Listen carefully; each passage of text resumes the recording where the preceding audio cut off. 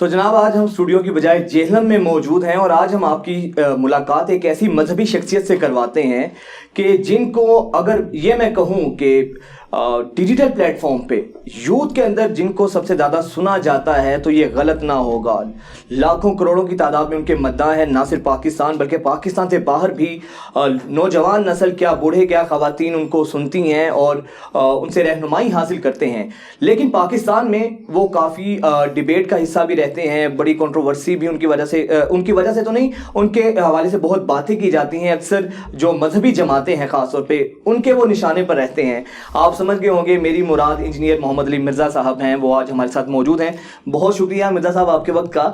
اچھا علی بھائی, اس میں تو کوئی شک نہیں ہے کہ جس طریقے سے آپ آئے ہیں اور ماشاءاللہ چھا گئے ہیں, نوجوان نسل آپ سے رہنمائی لیتی ہے, لیکن اس کے ساتھ ساتھ سب سے پہلے میں یہ جاننا چاہوں گا اور ہماری آڈینس ہمارے جو کیوریز آتی ہیں کہ ایک گریڈ 19 کا آفیسر وہ اس راہ پہ کیسے آیا, کس طرح آپ نے اپنے سفر کا آغاز کیا یا کس نے آپ کو اس طرف اٹریکٹ کیا؟ لا حول ولا قوة الا باللہ. اللہم صلی علی محمد وعلی آل محمد. دیکھیں وجاہت بھائی, یہ ایک دن کے اندر یا ایک رات میں ڈیسیژن نہیں ہوا. جس طرح آپ مختلف جو ریلیجس لوگ ہیں ان کی ہسٹری دیکھیں تو پتہ چلے گا, کوئی شوبز کی دنیا سے اچانک ادھر آ گیا, کوئی گانے گا رہا تھا پھر اچانک وہ نعتیں پڑھنا شروع ہو گیا. اس طرح نہیں ہے. میں شروع سے ہی ایک اسٹرانچ مذہبی فیملی سے تعلق رکھتا ہوں. ماشاء اللہ تعالیٰ بالغ ہونے سے پہلے سے ہی میں 5 وقت نماز پڑھتا ہوں. اپنی جو میری اسٹوڈنٹ لائف تھی میٹرک کے لیول کے اوپر, اس لیول سے ہی مجھے اسلامی کتابیں پڑھنے کا شوق ہے. پھر کالج میں بھی اور یونیورسٹی میں بھی میں پیرلل میں اپنی تعلیم کے ساتھ اسلامی کتابیں پڑھتا تھا. تصوف کی وہ کتابیں جو لوگ صرف بزرگوں کے حوالوں میں جن کے نام سنتے ہیں, احیاء العلوم, مکاشفۃ القلوب, منہاج العابدین, کشف المحجوب, یہ وہ کتابیں جو میں نے اپنی داڑھی نکلنے سے پہلے پڑھ لی تھی انجینئرنگ یونیورسٹی کی تعلیم کے دوران. تو یہ اچانک ایسا معاملہ نہیں ہوا. پھر جب میں انجینئرنگ یونیورسٹی سے فارغ ہوا جون 2000 کے اندر, اس کے بعد پھر میں نے بخاری اور مسلم پڑھنا شروع کی, اور پھر الٹیمیٹلی جو ٹرننگ پوائنٹ ہے وہ 2007 کا ہے, جب میں نے قرآن حکیم کو پری ڈیٹرمنٹ رزلٹس کے بغیر پڑھنا شروع کیا اور مختلف جو مسالک کے تراجم ہیں اور تفاسیر ہیں ان کی کمپیریٹیو اسٹڈی شروع کی. اس کے بعد میں ایک رزلٹ پہ پہنچا کہ اس مسئلے میں یہ مکتب فکر حق پر ہے اور دوسرا اس کے ساتھ زیادتی کر رہا ہے, لیکن اس مسئلے میں یہ والا مکتب فکر حق پہ ہے, یہ والا اس کے ساتھ زیادتی کر رہا ہے. اس کے بعد ایک آپٹیمل سولوشن میرے سامنے ہے جسے ہم اپنی انجینئرنگ کی لینگویج میں کہتے ہیں, جب کئی زیادہ کانٹراڈکشن والی چیزیں بیک وقت آ رہی ہوں تو ایک ایسا آپٹیمل سولوشن جو فٹ ان بیٹھے, ظاہر ہے وہ وہی ہوگا جو قرآن و سنت کے مطابق ہوگا. پھر 2008 کے اندر میں نے اپنے گھر کی ایک بیٹھک کے اندر اپنے قریبی دوستوں کو جو 8-10 لوگ تھے دعوت و تبلیغ کا کام شروع کیا. انہی میں سے ایک دوست نے ویب کیم کے اوپر ایک ویڈیو بنائی, اور ان دنوں بھی یوٹیوب کو اتنی پذیرائی نہیں تھی, بل انہوں نے اپنے اینڈ پہ ایک چینل بھی بنا دیا. اور پھر 2010 اکتوبر کے اندر ہم نے پراپر قرآن کلاسز ریکارڈ کرنی شروع کی, اور وہ ویب کیم پہ ہی لیپ ٹاپ میں اپنے سامنے رکھتا تھا, وہ 1.5 میگا پکسل والا چھوٹا سا کیمرہ. جب وہ یوٹیوب کے اوپر چڑھنی شروع ہوئی, اصل میں جو یوٹیوب کو بوم آیا ہے وہ 2010 کے بعد آیا ہے. جب گوگل نے اس کو لیا ہے تو اس کے بعد آہستہ آہستہ وہ اوپر گئے. وہ جب ویڈیوز پبلکلی عام ہونا شروع ہوئی, پھر لوگوں کو آئیڈیا ہوا کہ یار یہ کوئی آواز اٹھ رہی ہے. پھر 2015 کے اندر آ کے جب علماء نے رسپانس کرنا شروع کیا کہ یہ تو کوئی فرقہ کھڑا کر رہا ہے, یہ تو اسلام کے لیے بہت بڑا خطرہ ہے, اور پھر میں نے اسے جب ریبٹل کیا, اس ریبٹل کرنے کے بعد لوگوں کا رجحان ہوا.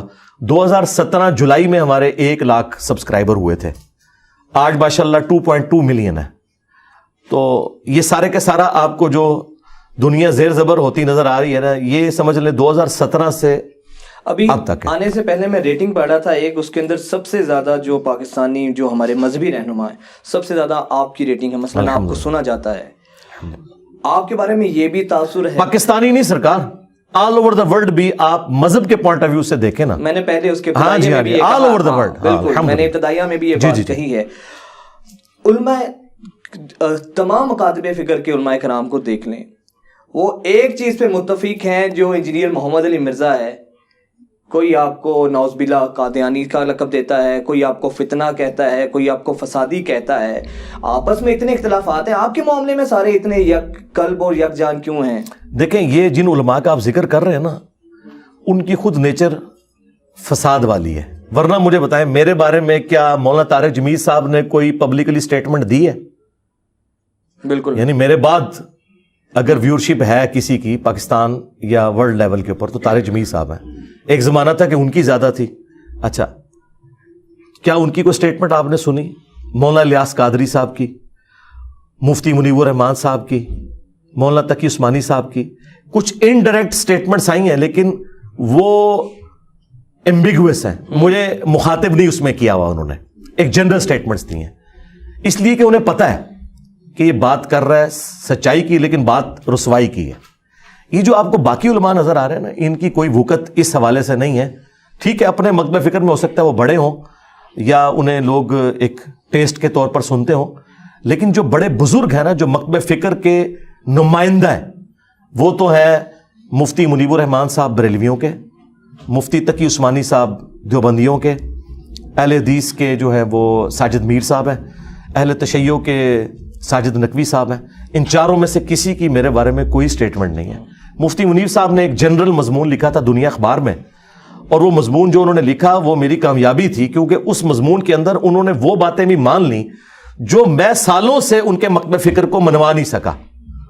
مثلا انہوں نے یہ بات مان لی کہ کسی نبی کا اختیار نہیں کہ کوئی معجزہ دکھا سکے، تو انجینئر صاحب جو ہمارے بزرگوں کو کہتے ہیں کہ وائٹ ہاؤس لا کے مارگلا ہلز پہ رکھ لو تو ہم تمہارے بزرگوں کی اس کرامت کو مان لیں گے، قرآن کی کرامت تو ہم مانتے ہیں، تخت بلقیس والا واقعہ، لیکن وہ تو ہوا نا، آپ اپنے بزرگوں کے بارے میں جو کلیم کر رہے ہو وہ بھی کر کے دکھائیں، ہم مان لیں گے۔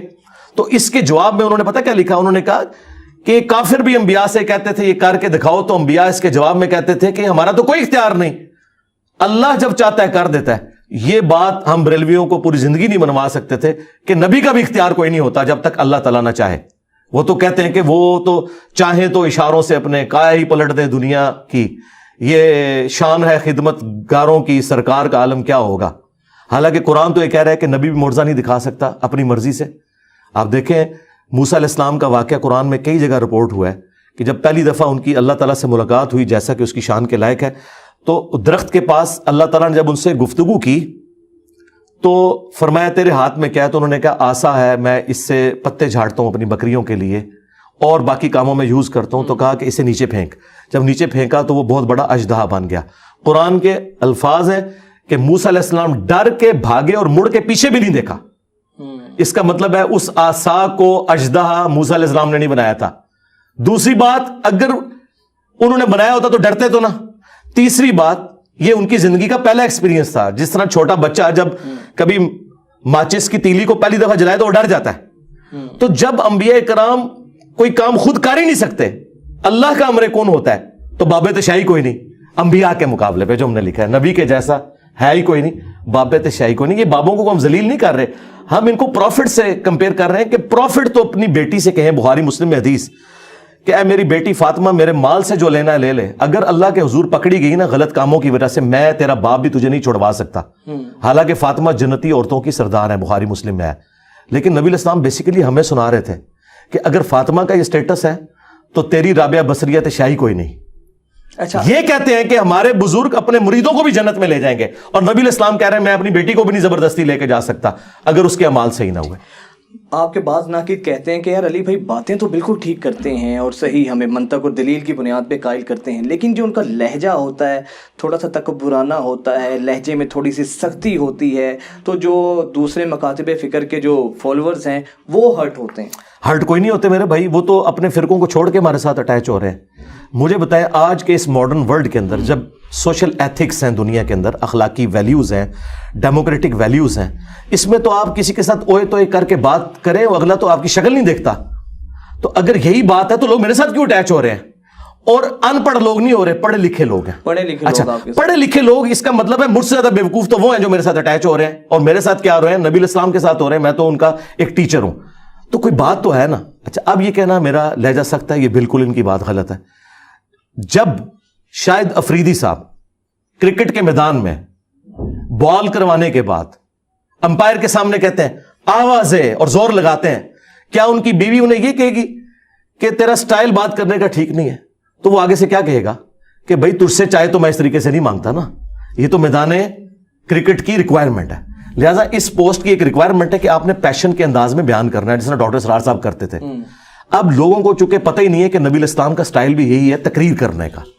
جو نبی الاسلام کی اخلاقیات بیان کرتے ہیں نا, آپ نجی محفل میں مجھ سے ملے, میرے اخلاقیات وہی ہیں, لیکن جب میں ٹیچنگ کی سیٹ پہ بیٹھا ہوتا ہوں پھر اس کا ڈیکورم ہے, اس کی ریکوائرمنٹ ہے, وہ اسی طریقے سے ہی بات بیان ہوتی ہے.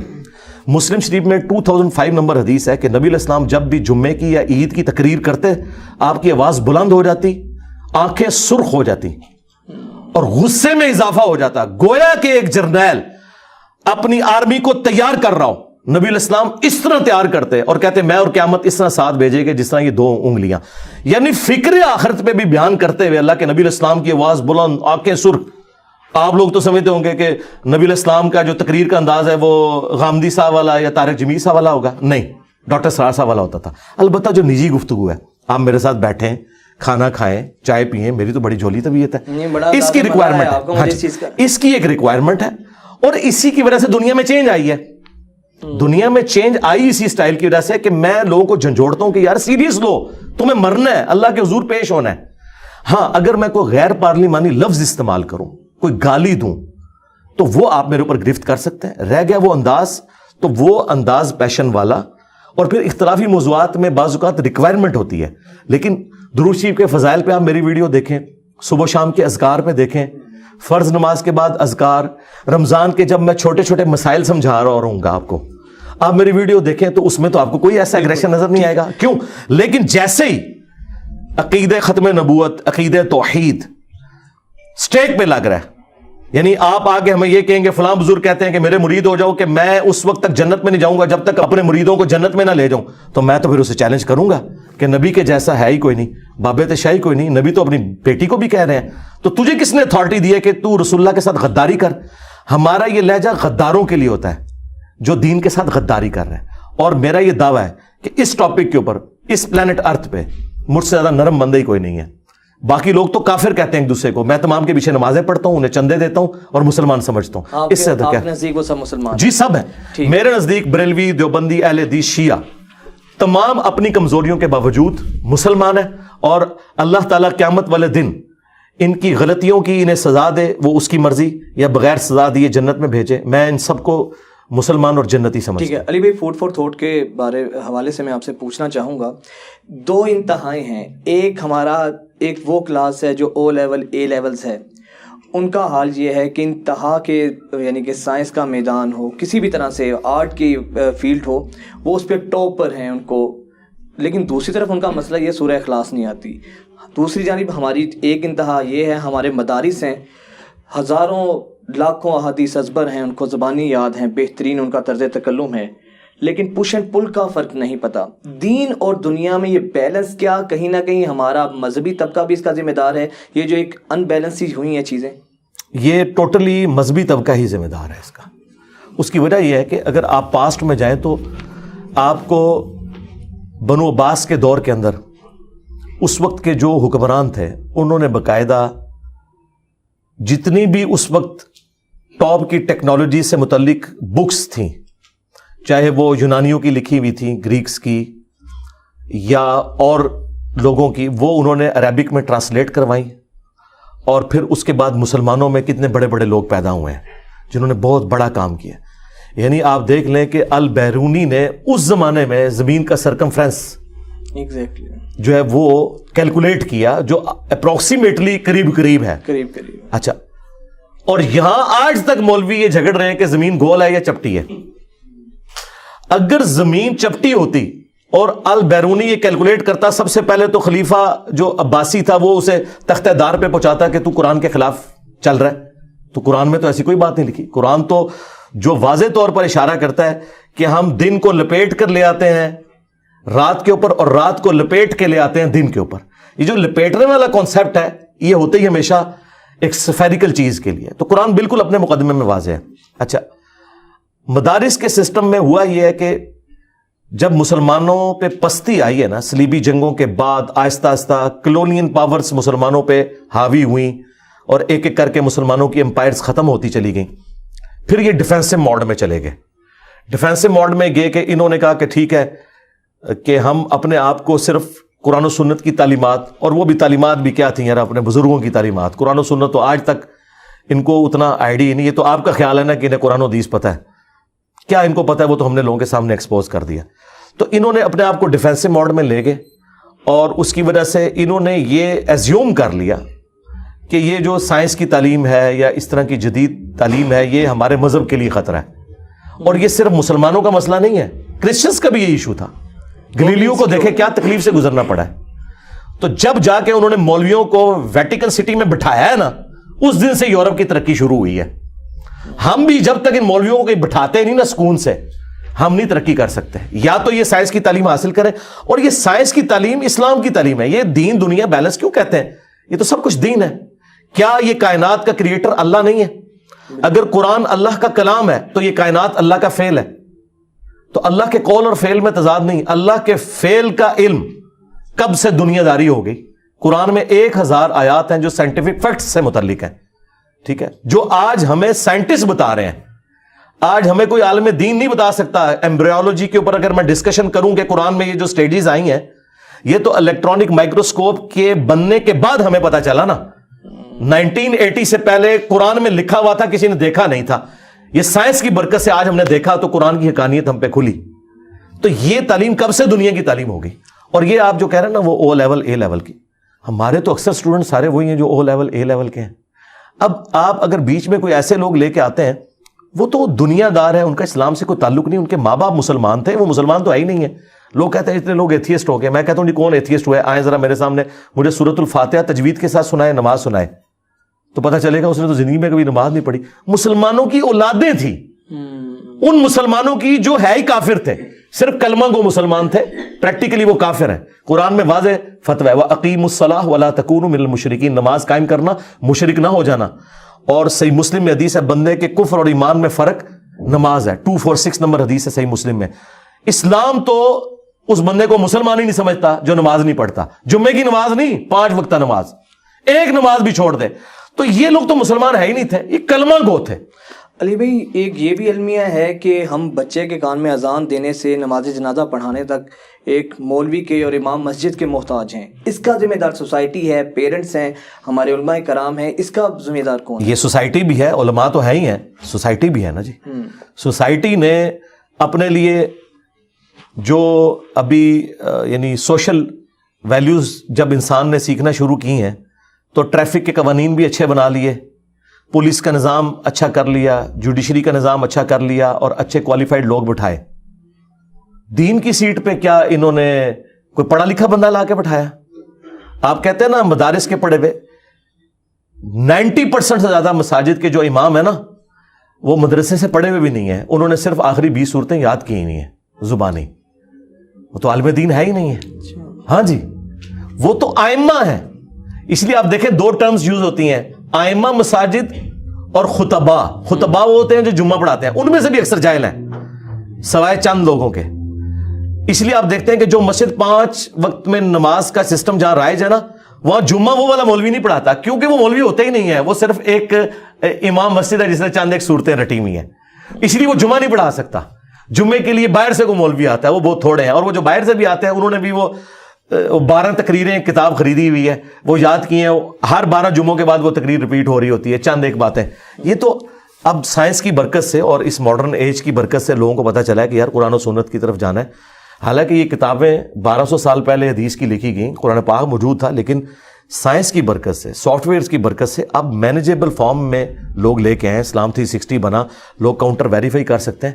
ہم نے کوئی ایسی چیز نہیں لکھ کے عوام کے حوالے کی جو میرا دعویٰ ہو کہ میں نے نبی علیہ السلام سے سنی ہے یا مجھے خواب میں اشارہ ہوا ہے. میں تو وہی باتیں کر رہا ہوں جو آپ کالجز میں، یونیورسٹیز میں، ایون مدارس میں پڑھتے ہیں کہ قرآن کے بعد اہل سنت کی بنیادی کتابیں بخاری و مسلم ہیں. صرف یہ ہوا ہے کہ اس دور میں آ کے اس سے انہوں نے سٹینڈرائز کر کے نمبرنگ لگا دی احادیث کو، اور وہ سٹینڈرڈ ہے پوری دنیا کے اندر. اور میں حدیث کا نمبر بتاتا ہوں اور کہتا ہوں کاؤنٹر ویریفائی کریں. اب جب وہ اس میں سے نکلتا ہے تو لوگ جا کے اپنے مولویوں کے گلے پڑتے ہیں کہ یار آپ نے جو ہمیں دین بتایا تھا وہ کدھر لکھا ہوا ہے. وہ آگے سے بجائے یہ بتانے کے وہ کہاں لکھا ہے, کیونکہ انہیں پتا کہیں نہیں لکھا ہوا, اور یہ بھی نہیں کہہ سکتے بخاری میں غلط لکھا ہوا ہے, وہ کہتے ہیں کنوں سنیں, انہوں پتا لگ گیا کہ اسٹیشن تو بول رہے ہیں. تو اس طرح کرنے سے کیا وہ اللہ تعالیٰ کے سامنے یہ مجھے بتائے, اللہ کے سامنے یہ جواب دے سکتے ہیں کہ میں نے اسے دین کا مسئلہ اس لیے نہیں بتایا کہ میں پوچھا سی کہ تو یہ کچھ سنیا کس نے. مجھے آگے کوئی بندہ بات کرتا ہے میں تو اس سے نہیں کہتا تو کدھر کچھ سنیا. ہم کہتے ہیں آپ کا سوال ہے, انشاءاللہ آپ تسلی سے ہمارا جواب سنیں, ہم آپ کو ٹرو سینس میں بتائیں گے یہ چیز ہے. تو اب تبدیلی آ رہی ہے, میں مایوس نہیں ہوں. اس ماڈرن دور میں 8 سے 30-40 سال پہلے ایون پاکستان جب بنا تھا اس وقت کی آپ ویڈیوز نکالیں اور محمد علی جناح رحمہ اللہ کے جلسوں میں دیکھیں کتنے لوگ داڑھیوں والے تھے, اور آج آپ دیکھیں تو آپ کو نظر آئے گا آج زیادہ نوجوان داڑھی رکھتے ہیں. اس کا مطلب ہے اسلام نے یہ اچھا وقت دیکھا ہے. اچھا, بھٹو کے دور کے اندر عورتوں کی جو حالت ہوئی تھی کالجز یونیورسٹیز میں, جو ان کی ڈریسنگ تھی, آپ وہ ویڈیوز میں دیکھیں. آج آپ سب سے ماڈرن سٹی اسلام آباد ہے نا, کراچی ہے نا, جا کے کالجز اور یونیورسٹیز کے باہر ذرا دیکھیں, آپ کو کتنی بچیاں پورے برقعے میں نظر آئیں گی جو آج سے 30-40 سال پہلے نظر نہیں آتی تھیں, جس کو ہم سمجھتے تھے بڑا اچھا وقت تھا. میں کہتا ہوں انگریزوں کے دور کے اندر بھی عورتوں کا زیادہ سے زیادہ پردہ ہی ہوتا تھا, بڑی چادر لیتی تھی, یہ برقعے کا رواج نہیں تھا. یہ اتنا ڈیسنٹ طریقے سے بہتر فارم میں حجاب کا جو سلسلہ ہے وہ دنیاوی تعلیم کی برکت سے شروع ہے. ڈاکٹر فضل ہاشمی سے پہلے کون سی اسلام میں خدمت گزار کوئی صوفنی آئی ہے جس نے اتنے لوگوں کو قرآن کے ساتھ جوڑا ہو اور لوگوں کو قرآن و سنت کے ساتھ جوڑ دیا اور حجاب کروایا ہو؟ یہ ڈاکٹر فضل ہاشمی نے کیا نا, جو پی ایچ ڈی ڈاکٹر ہیں, ٹھیک ہے نا, تعلیم انہوں نے حاصل کی ہے. اچھا علی بھائی, اکثر ہم ابھی آپ کا جو باہر حلف نامہ ہے اس پہ بھی لکھا ہوا ہے کہ ہم کسی کو نہ تو مناظرے کی دعوت دیتے ہیں نہ اس کے لیے بلاتے ہیں, لیکن یوٹیوب پہ تو مناظرہ بحث ہوتی ہے. کبھی مفتی طارق مسعود صاحب کہتے ہیں کہ میں جہلم کے باہر کھڑا ہوں, جو ہے مرزا صاحب نظر نہیں آ رہے, پھر آپ کی جانب سے ایک وہ بیان آتا ہے. تو کیا یہ چکر کیا ہے جو ایک عجیب سی جنگ چھڑی ہوتی ہے؟ نہیں, وہ تو چیپٹر کلوز ہو چکا, وہ مناظرہ نہیں تھا, وہ ملاقات تھی. مناظرے کو تو ہم صحیح نہیں سمجھتے. ملاقات کیوں نہیں ہو سکی آپ؟ ملاقات اس لیے نہیں ہوئی تھی کہ وہ جس طریقے سے آنا چاہیے تھا ویسے نہیں آئے. ان کے ایڈمن کا ہم سے مسلسل رابطہ تھا. جب آپ کسی کے گھر جاتے ہیں تو اس سے ٹائم لیتے ہیں. یہ تو نہیں ہوتا کہ آپ کو اگر آپ کہاں سے آئے ہیں؟ لاہور سے. ہاں, میں لاہور جا کے تو چپرجی کے پاس کھڑا ہو جاؤں اور میں کہوں وجاد نکل باہر, میں آ گیا, ملاقات آستے. تو اس سے پہلے رابطہ نہیں تھا ان کا آپ سے؟ نہیں, رابطہ تو ان کا اتنے عرصے سے ہے, ان کے ایڈمن کا مسلسل رابطہ ہے, ٹھیک ہے. بلکہ کئی بار انہوں نے ہمیں ویڈیوز میں جو ہم نے کئی جگہ ان کی تصویر تھمبنیل پہ یوز کی تھی, ان کے ایڈمن نے ہم سے رابطہ کیا کہ مفتی صاحب کہہ رہے ہیں کہ میری تصویر اس تھمبنیل سے ہٹا دیں, میں دیوبندیوں کے اس ایشو کو اپنی ذات کے اعتبار سے آن نہیں کرتا, آپ کسی دیوبندی مولوی کی تصویر لگائیں. تو میں نے ان کے کہنے پہ وہ تصویریں بھی ہٹائیں. تو یہ رابطے میں تھے. لیکن جب یہ مسئلہ آیا اور جس بندے کے تھرو آیا وہ نادر علی بھائی تھے, جس منگل کو انہوں نے آنا تھا اس سے پہلے والے ویکینڈ میں نادر علی بھائی کے گھر انہوں نے لنچ کیا. نادر علی بھائی نے پوچھا کہ وہ جہلم میں جانا تھا, ہم نے بتایا میں نے بھی آپ کے ساتھ جانا ہے, حالانکہ پلان کر چکے تھے آنے کا. نادر علی کے ساتھ انہوں نے آنا تھا, لیکن وہ تو کسی اور وجہ سے انہوں نے اپنے معاملے کو اس طریقے سے کیا. تو ابھی تو میں نے انہیں دعوت دی, انشاءاللہ وہ اس دفعہ ابھی آئے تھے تو اپنی مصروفیت کی وجہ سے نہیں آ سکے. اب تو وہ ایشو ریزالو ہو گیا انشاءاللہ ہماری اکیڈمی. جی ان قریب آپ دیکھیں گے انشاءاللہ. تو سعد رضوی صاحب سے کیا آپ کا پھٹا ہے؟ آپ نے بڑی تنقید کی لاسٹ ٹائم ان پہ کہ ان کے ابا جان نے تو گاڑی بیچ دی تھی, اور آپ نے یہ تنقید ایبسولوٹلی تو میں نے نہیں کی ہے, چونکہ انہوں نے میرے اوپر ایک بہتان لگایا, میری لائف کو ونریبل کیا, جو ان لوگوں کا طریقہ واردات ہے علماء کا. انہوں نے میرے اوپر الزام لگایا کہ میں نے حضرت ابوبکر صدیق کی گستاخی کی ہے. حالانکہ گستاخی جو وہ سمجھ رہے تھے وہ ان کے اپنے ایک عالم دین نے کسی ویڈیو میں کی, اور وہ انہوں نے میرے کھاتے میں ڈال دی, اس لیے کہ وہ میرے ساتھ ایک دفعہ ہاتھ ملا کے گئے تھے. اچھا, تو انہوں نے وہ آپ کے کھاتے میں, وہ میرے غصے میں انہوں نے, بھائی اگر تم تھے تو اس اپنے مولوی کا نام لیتے نا, تمہارے فرقے سے وہ پڑا ہوا, مفتی منیب صاحب سے اس نے ڈگری لی ہوئی, اس کو تم کیوں نہیں کہہ رہے؟ اور جب اس کو کہو گے پھر ہم پوچھیں گے کہ تف تو اس کے اوپر ہے جس نے ڈگری دی ہے اس کو, اگر تم اس کو گستاخی سمجھتے ہو. تو انہوں نے پکڑ کے اس کی گستاخی میرے, یعنی آپ مجھ سے ابھی مل کے گئے ہیں, کل کو آپ کوئی کام ڈال دیں اور ایک بندہ آ کے وی لاگ بنا دے کہ جی وہ انجینئر صاحب نے گستاخی کی اور کی وجاد نے ہو, تو میرا کیا لینا دینا اس کے ساتھ. تو میں نے کلیریفائی کیا کہ یار میں نے کب یہ کہا, اور جو الزام تم میرے اوپر لگا رہے ہو میں تو بالکل دوسرا عقیدہ رکھتا ہوں, اور میری تو ویڈیوز ریکارڈ ہیں اس کے اوپر. تو انہوں نے بیسیکلی شرارت کی تھی ایک, تو اس کو پھر میں نے ریبٹل کیا, اور پھر میں نے کہا کہ آپ حضرت ابوبکر صدیق کی محبت کے ٹھیکیدار بنتے ہو نا, تو بخاری میں کم از کم 4 جگہ پہ ڈیٹیل خطبہ ہے، ویسے وہ حدیث تو تقریباً 8-10 جگہ پہ آئی ہے کہ نبی علیہ السلام کی میت کے اوپر حضرت ابوبکر صدیق نے خطبہ دیا تھا. وہ خطبہ آپ پبلک کو سناؤ اگر آپ حضرت ابوبکر کے عاشق ہو، اور میں نے ٹائم قیامت تک دیا ہے، وہ نہیں سنا سکتے، کیونکہ اگر وہ ورڈ بائی ورڈ سنائیں گے نا تو ان کی اپنی پبلک ان کو کہے گی گستاخ رسول، کیونکہ اس میں الفاظ ہیں من کان یعبد محمدا فان محمدا قد مات. سن لو کان کھول کر، جو تم میں محمد کی عبادت کرتا تھا جان لے کہ محمد مر گئے، اور جو اللہ کی عبادت کرتا تھا وہ جان لے کہ اللہ زندہ ہے، اسے کبھی موت نہیں آئے گی. یہ تو کہتے ہیں، بزرگ بھی پردہ فرماتے ہیں، یہ تو ماننے کے لیے تیار نہیں ہے. اس میں الفاظ ہے فإن محمد قد مات ومن يعبد الله فإن الله حي لا يموت، اور جو اللہ کی عبادت کرتا تھا وہ جان لے کہ اللہ کو کبھی موت نہیں آئے گی. حالانکہ صحابہ میں کوئی نبی علیہ السلام کی عبادت نہیں کرتا تھا، لیکن حضرت ابوبکر صدیق نے اسٹیبلش کی توحید حضور کی میت کے اوپر. کیوں؟ نبی علیہ السلام سے پہلے ایک اور ہستی ہے جس کے نام پہ سب سے بڑا شرک ہو رہا ہے، جیزس کرائسٹ. 2.25 ارب لوگ جیزس کرائسٹ کے نام کے اوپر شرک کر رہے ہیں. یہی شرک اس امت میں بھی آنا تھا اگر حضرت ابوبکر وہ خطبہ نہ دیتے جو بخاری میں آیا. لوگوں نے نبی علیہ السلام کو بھی اس طریقے سے ہی ڈیل کرنا شروع کر دینا تھا. تو میں نے کہا تھا تو عاشق ابوبکر ہے تو کر، اور اس میں نے ریبٹل کرتے ہوئے کہا کہ یار تم لوگ دین کے کسٹوڈین بنے ہوئے ہو، یہ دین ہے تم لوگوں کا. دیکھو میں تو کسی سے چندہ نہیں لیتا، اپنی جیب سے لگاتا ہوں، ٹھیک ہے، 1 روپے کا روادار نہیں ہو. اور تم اپنے باپ کے نام کے اوپر، جس کے بارے میں تم کل تک ہمیں فخریہ بتاتے تھے کہ میرے ابا جی نے گاڑی بیچ کے تو اپنے اس پروگرام کی مینجمنٹ کی تھی، تو تیرے پاس اتنی بڑی بڑی گاڑیاں کہاں سے آ گئی؟ ابا تو بیچ کے چلا گیا، وراثت میں تو نہیں ملا. تو اس کا مطلب ہے کہ ابے کی میت کے اوپر تم نے یہ چندے اکٹھے کیے نا. یہ میں نے ریبٹل کیا تھا اس لیے، اور یہ کوئی ذاتی اعتراض نہیں تھا، یہ اس لیے تھا کہ یہ لوگ دین سے کھا رہے ہیں اور یہ نام حضرت ابوبکر کا لے رہے ہیں. بخاری میں آتا ہے حضرت ابوبکر جب خلیفہ بنے تو انہوں نے صحابہ سے کہا کہ دیکھو میرا کاروبار بڑا اچھا چل رہا تھا، تم نے امور خلافت میرے سپرد کر دی ہیں، تو میرے بیوی بچے کہاں سے کھائیں گے؟ تو میرا کو وظیفہ لگاؤ بیت المال سے. تو بخاری کے الفاظ ہے کہ صحابہ کرام نے ان کا عام مہاجر جتنا وظیفہ مقرر کیا، اور اس میں الفاظ ہے کہ حضرت ابوبکر صدیق رضی اللہ تعالیٰ عنہ امور خلافت چلائیں گے اور مسلمان ان کے گھر کا خرچہ چلائیں گے اس کے عوض. یہ کتنی توہین امیز بات سمجھی جاتی ہے. یہ تو اپنے بابوں کے بارے میں کہتے ہیں مسلح چکیا تھے سونے دیے کانا. حضرت ابوبکر صدیق تو بےچارے اپنی روٹی جو ہے نا وہ بیت المال سے کھا رہے ہیں. اس کا مطلب ہے انہوں نے تو پراڈو نہیں خریدی، انہوں نے تو نہیں کہا کہ مجھے دین کے نام سے دو. دین کے نام پہ جو بندہ کھائے گا نا تو وہ سبسسٹنس لیول پہ لے سکتا ہے. اسی طرف میں آپ سے سوال کروں گا کہ ہم تو دیکھتے ہیں جن کے تھوڑے سے مریدین ہوتے ہیں یا تھوڑا سا ان کا نظام چلنا شروع ہوتا ہے، لائف سٹائل بدل جاتا ہے اور گاڑیاں بدل جاتی ہیں، کچی آبادیوں سے پکی آبادیوں میں منتقل ہو جاتے ہیں. آپ کو تو لاکھوں کروڑوں سننے والے ہیں، آپ کو فالو کرتے ہیں، نہ تو آپ اپنی مونیٹائزیشن کرواتے ہیں پیجز کی، نہ وہاں سے ارننگ لیتے ہیں. تو کیا وجہ ہے؟ آپ کو ضرورت نہیں ہے پیسوں کی، اس کی وجہ کیا ہے؟ میں چونکہ اسے جائز نہیں سمجھتا نا. آپ کسی بھی عالم دین سے پوچھیں، آپ جو باقی عالم دین سارے جی دیکھیں ان کی ذمہ داری وہ خود اللہ کو جواب دیں گے. جو علماء دین عقیدہ توحید اور ختم نبوت میں کرپشن کر سکتے ہیں، مال کی کرپشن تو بڑی چھوٹی چیز ہے، ٹھیک ہے.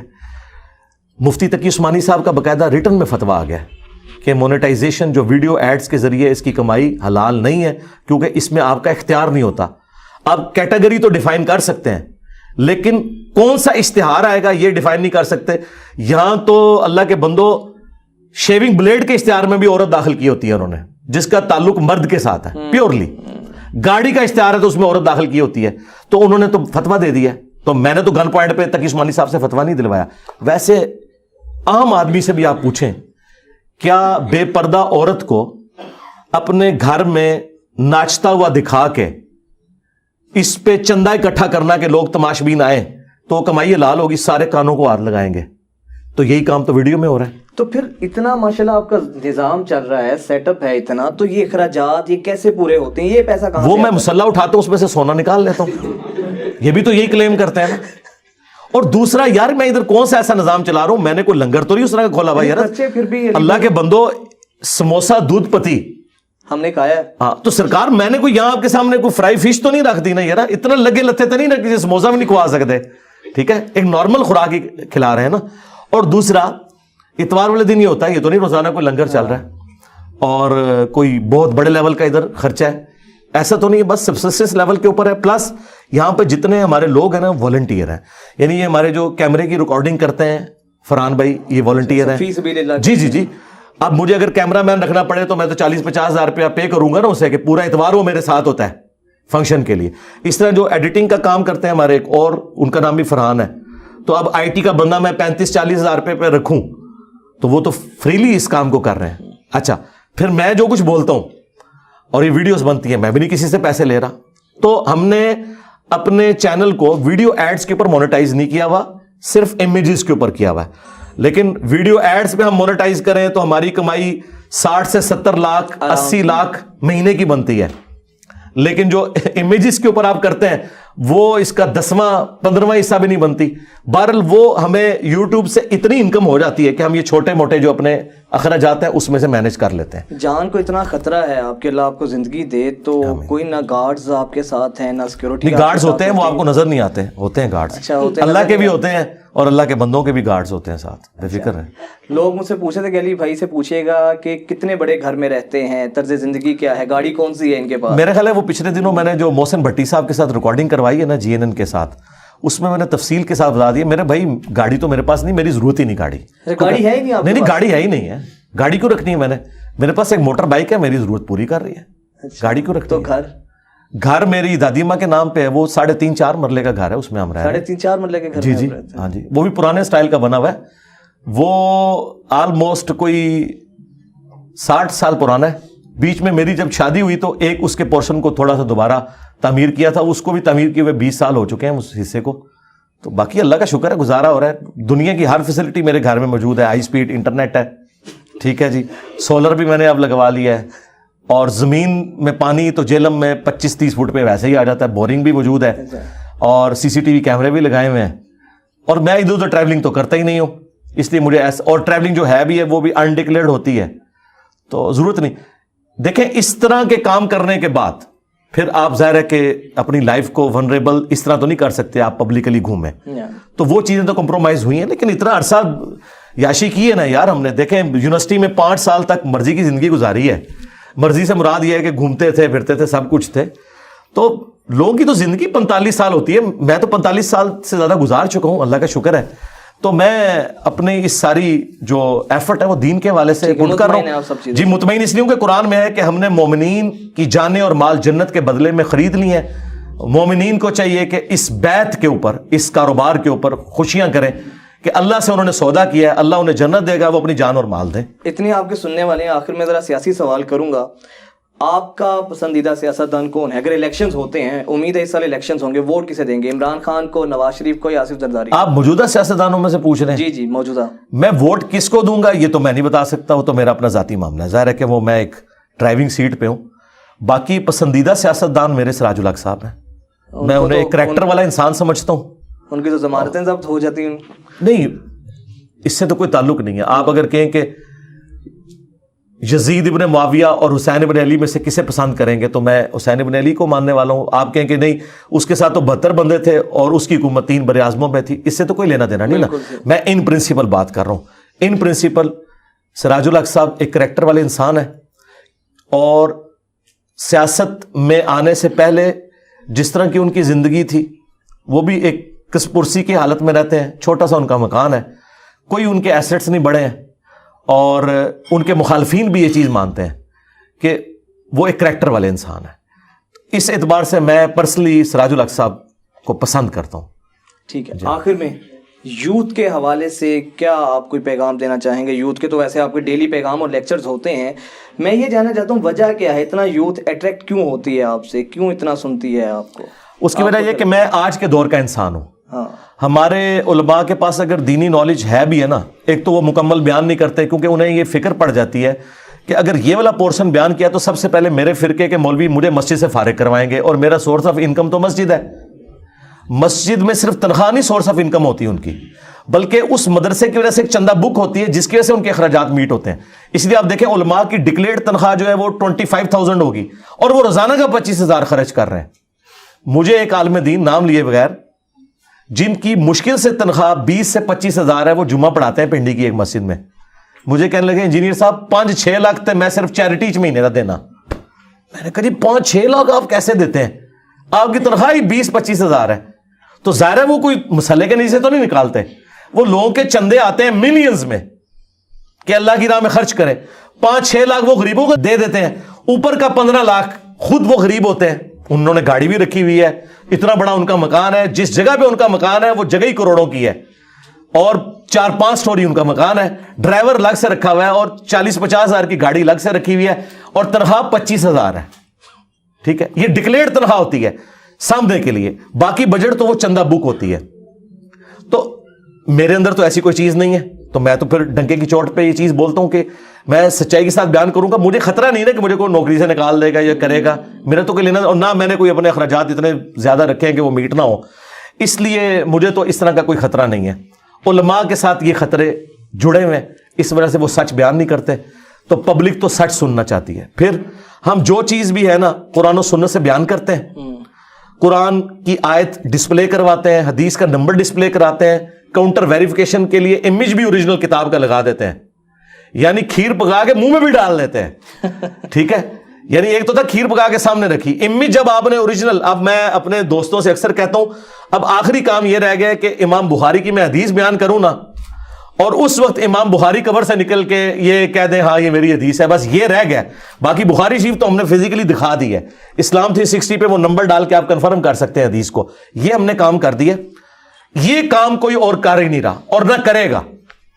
اب آپ حیران ہوں گے کرے گا کیوں نہیں, کیونکہ اگر وہ کرے گا نا تو میری طرح گالیاں ہی کھائے گا, اور جو میں بیان کر رہا ہوں اس کے اپوزٹ تو قرآن و سنت میں لکھا ہی کوئی نہیں ہوا. جو وہ بیان کر رہے ہیں وہ تو یہاں لکھا نہیں ہے. جب وہ بیان کریں گے تو اس کا حوالہ قرآن و سنت سے نہیں, وہ کہیں گے ہمارے فلاں بزرگ نے لکھا, لوگ کہیں گے قرآن و سنت سے بتاؤ, کیونکہ نبی علیہ السلام حجۃ الوداع پہ قرآن و سنت چھوڑ کے گئے, غدیر خم پہ قرآن اور اہل بیت, اور تم ہمیں بتا رہے ہو بزرگ نے یہ کہا.